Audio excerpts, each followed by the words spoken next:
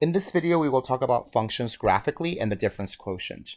So how do we look at functions graphically? So when we think about the functions graphically, we're basically looking at the shapes of the graphs. So let me give you three different examples. So let's say we have that. Let's say we have something that looks like that. Let's say we have something that looks like this. Okay.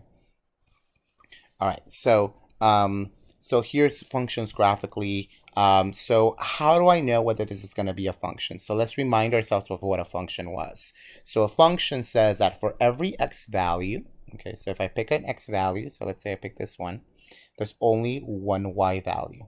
Okay, so if I look at this x value, right, and I look at the graph and I to the y value, so this is the y value corresponding with that one. There should only be one of them, but there really isn't. Now you can see that in the bottom, there's another one right here. Okay, so this guy is not a function because this x value, okay, if I remember that this is the x-axis and the y-axis, there's two y values for one x value. So this is not a function. So we're going to write not a function.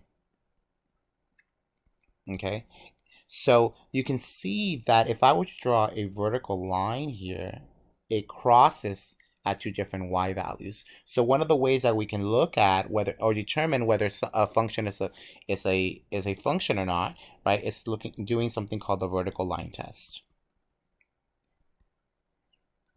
And basically, the vertical line test is a test that tells you whether something's a function or not.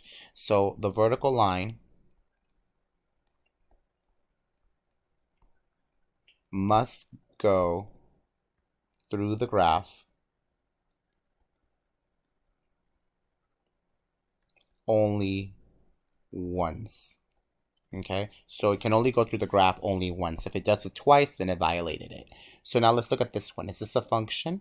Well, if I draw vertical lines, you can see that these vertical lines are only going through the graph only once. So this guy is a function. Okay, what about the parabola? So if I draw vertical lines on the parabola, you can see that this guy is also a function. Okay, it's a function. Okay, what about if I give you something like this? So let's say instead I give you a hyperbola. Is a hyperbola, which you maybe learned in algebra, is this a function? So this guy is not a function because if I were to draw a vertical line, it violates it.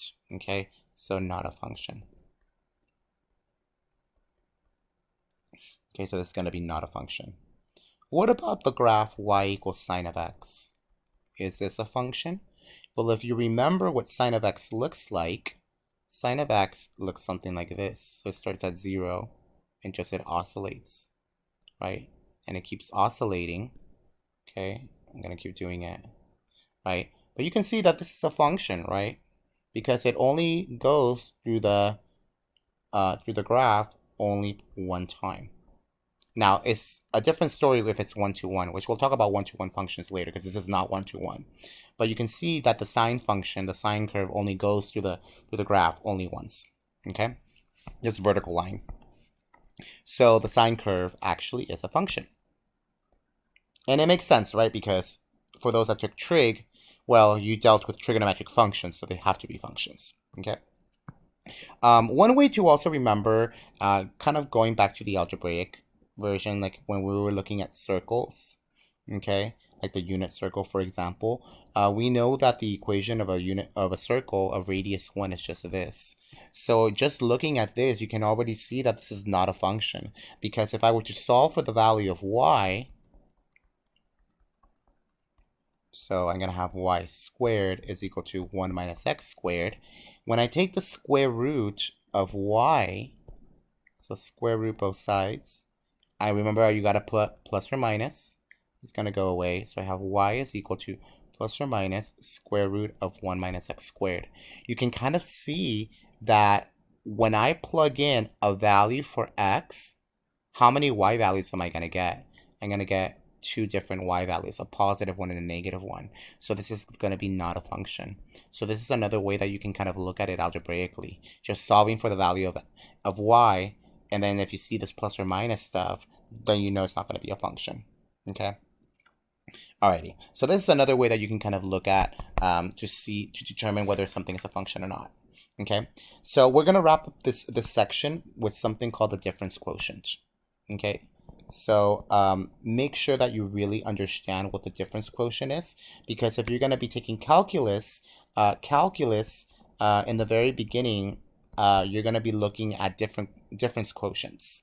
And the difference quotient is very, very important. Okay, so I'm just going to write dq. This is what the difference quotient is. It's just f of x plus h minus f of x divided by h. Okay, that is the difference quotient.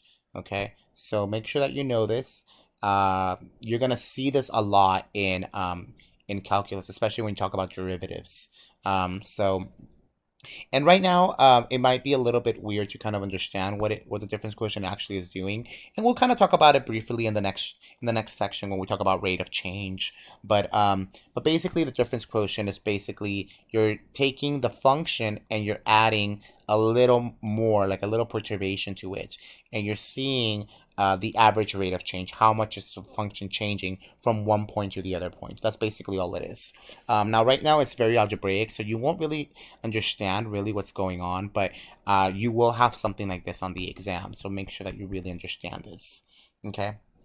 So here the goal, okay, is to get rid of h in the denominator. So when you get rid of that h in the am I spelling it right? Denominator. So once you get rid of this h in the denominator, you are done. Okay. So later on, we'll do something with the h when you get to calculus, to math 150. But for right now, we're just gonna get rid of the h. Okay, using any methods that we know. So you want to get rid of this h. Sometimes you won't be able to get rid of other h's, but you want to get rid of this h in particular. Okay. All right. So let me give you an example. Okay. So find the difference quotient.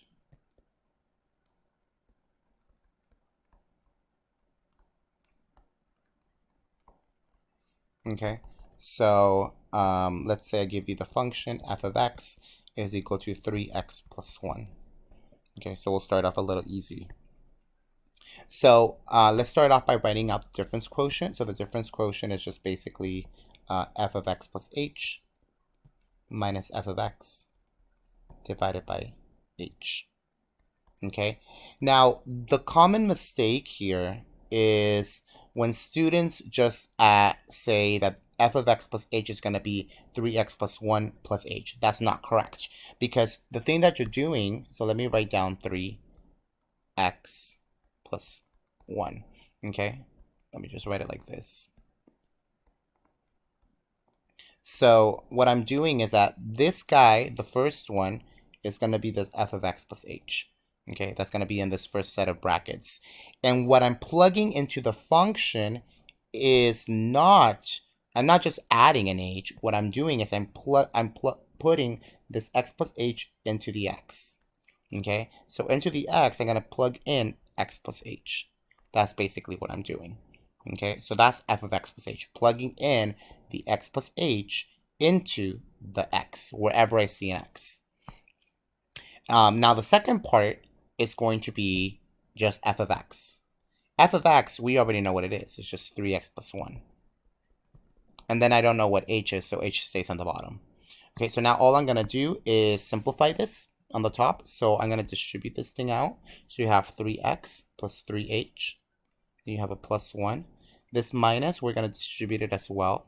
So you're going to have minus 3x minus 1 divided by h. So now we're going to get rid of the 3x's because you can see that they cancel each other out. The 1's also cancel each other out. And on the top, I'm left with a 3h divided by an h.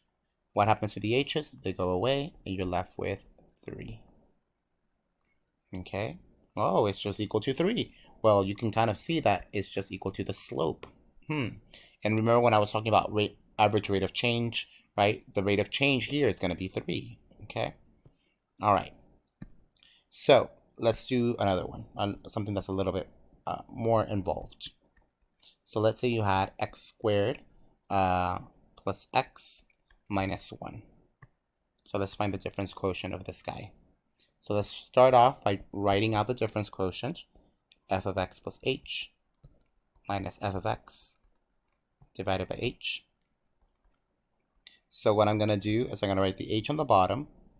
On the top, I'm going to write 2 sets of brackets. So that's what I'm going to write. Okay, so now the first thing is going to be finding out what f of x plus h is. So what I'm going to do is I'm going to put parentheses around the x's. So I have parentheses squared plus parentheses minus 1. Okay, and what's going to go in those parentheses? Well, whatever I'm plugging in, which in this case is going to be the x plus h. So I'm going to plug in x plus h there, and then x plus h here. And on the other side is just going to be the f of x, which in this case is just this x squared plus x minus 1.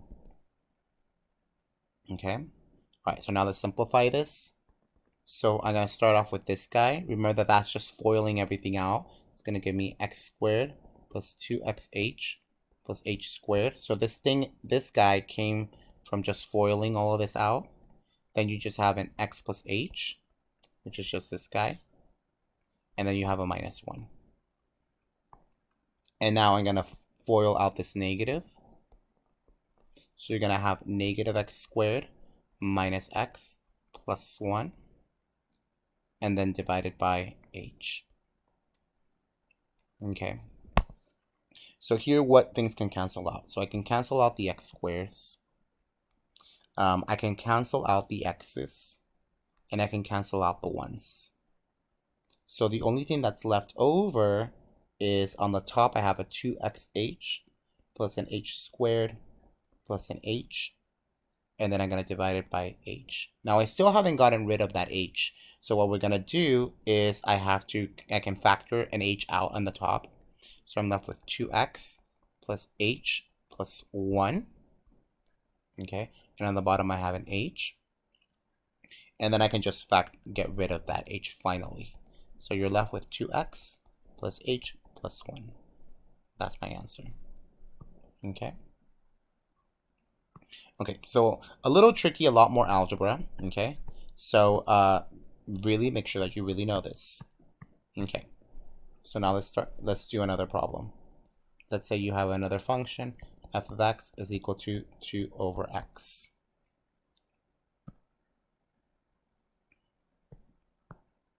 Okay, so let's start off by writing the difference quotient. F of x plus h minus f of x divided by h.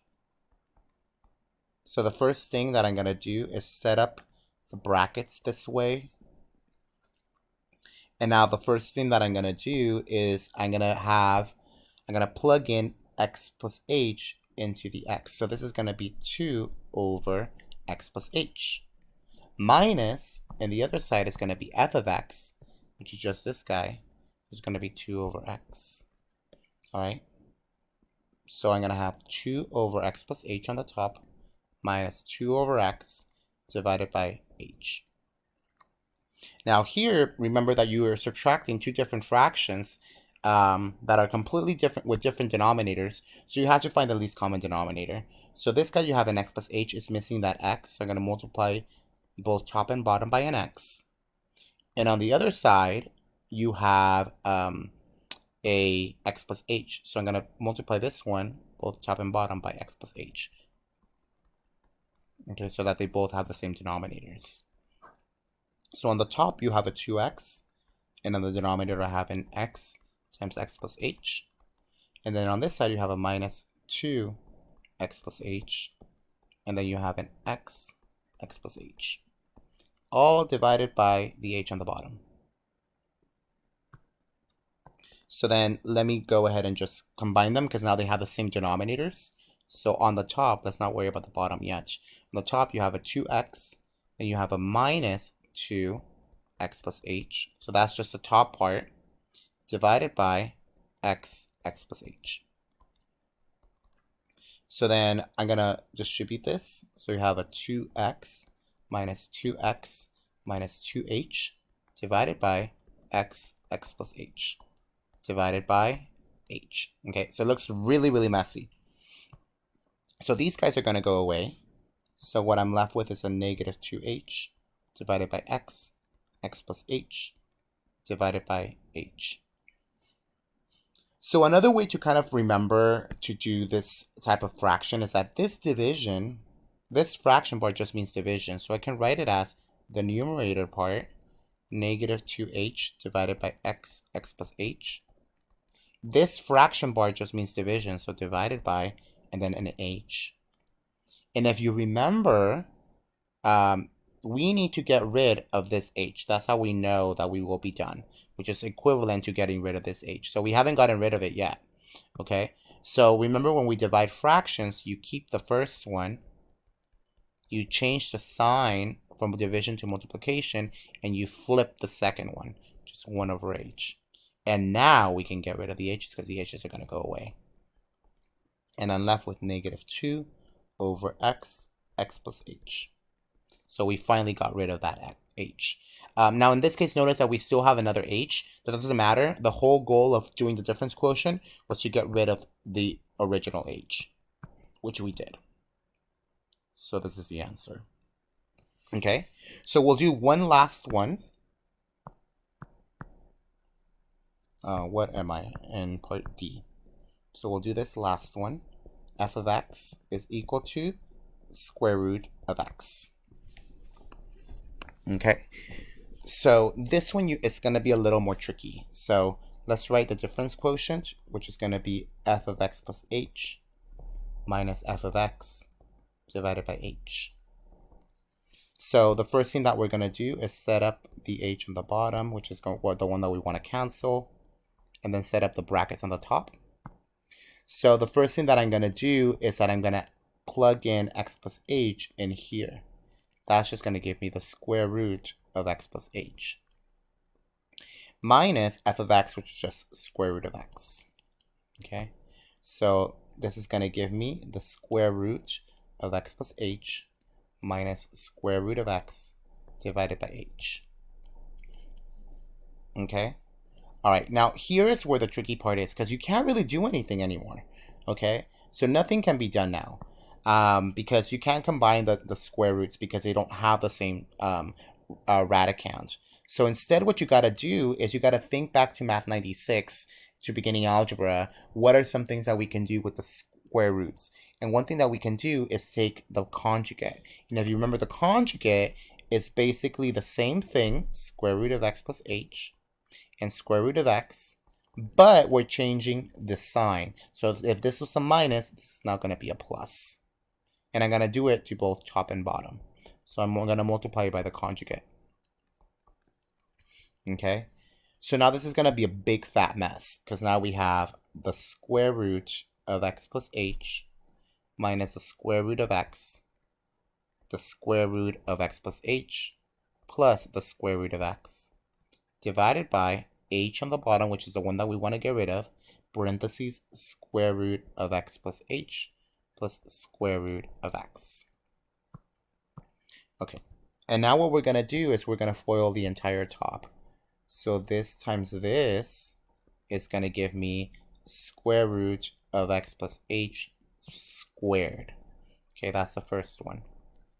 Okay, the second one is going to be plus square root of x square root of x plus h.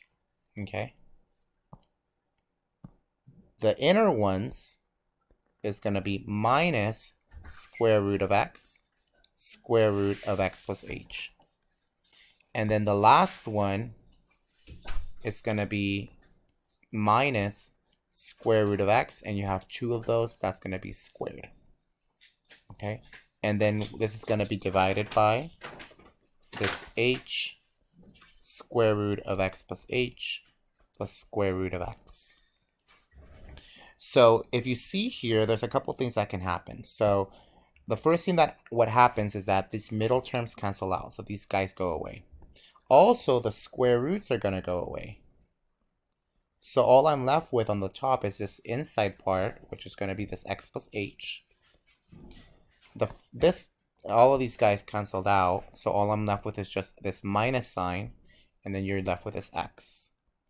Divided by, on the bottom, h square root of x plus h minus square root of x. So these x's cancel out, and you're left with an h on the top, an h on the bottom, a square root of x plus h, and a minus square root of x. And now the h's finally go away, and you're left with a 1 on the top, a square root of x plus h, and then minus square root of x. So we finally got rid of that h that we wanted in the bottom, that we had in the top. I'm sorry, on the bottom.